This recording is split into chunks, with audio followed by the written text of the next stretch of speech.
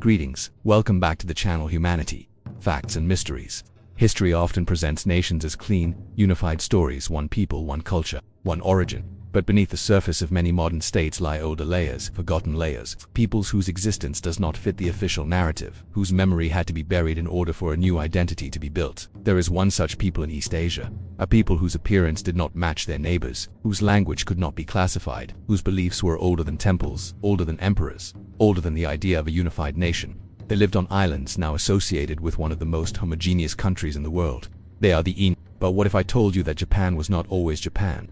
That before samurai, before shoguns, before imperial myths, there was another civilization, and that this civilization was not conquered in one war, but erased slowly, deliberately, and almost completely. Today, we begin another investigation, not to challenge modern identities, but to uncover what history chose to forget. Today, we reveal 7 great mysteries of the Ainu people. Prepare yourselves, we begin the immersion. According to official history, the Ainu are an indigenous people of northern Japan, primarily associated with Hokkaido, Sakhalin, and the Kuril Islands. They referred to themselves as Ainu, meaning human beings, while calling outsiders kame, spirits or gods. Anthropologists classify them as hunter-gatherers with a distinct culture, language, and spiritual system.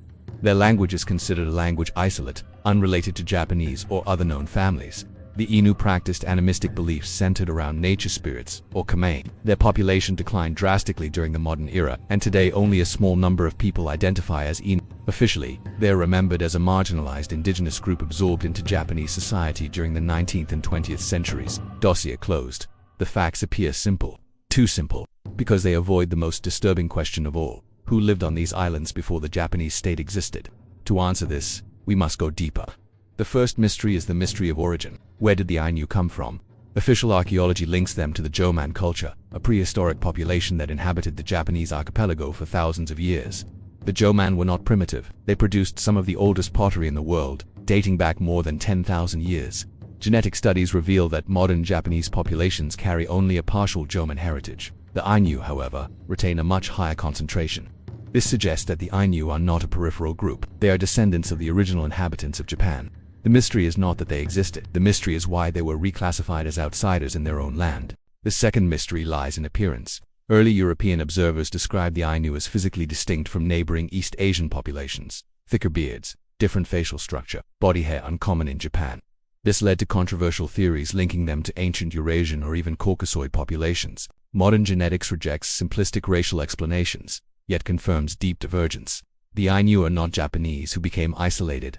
They represent an older branch of humanity in the region. The true mystery of their appearance is not difference, it is survival of an ancient human type. The third mystery is language. Ainu language has no proven relatives. Linguists searched for connections to Altaic, Indo-European, Austronesian, all failed. The language structure, vocabulary, and phonetics stand alone. Some researchers suggest that Ainu preserves linguistic features from a time before modern language families crystallized, a linguistic fossil. A window into humanity's deep past. When a language cannot be classified, it threatens the story of linear migration, and that makes it dangerous. The fourth mystery is belief. Ainu spirituality centered on kami, spirits inhabiting animals, rivers, fire, and tools. Rituals were not worship but negotiation. Humans did not dominate nature. They exchanged with it. Anthropologists note that Ainu ceremonies treated animals as visiting gods temporarily wearing flesh. This worldview predates organized religion. Some scholars argue it represents a cognitive system closer to Paleolithic humanity than to agricultural civilizations. The mystery is not animism. It is memory of a time before hierarchy. The fifth mystery is erasure.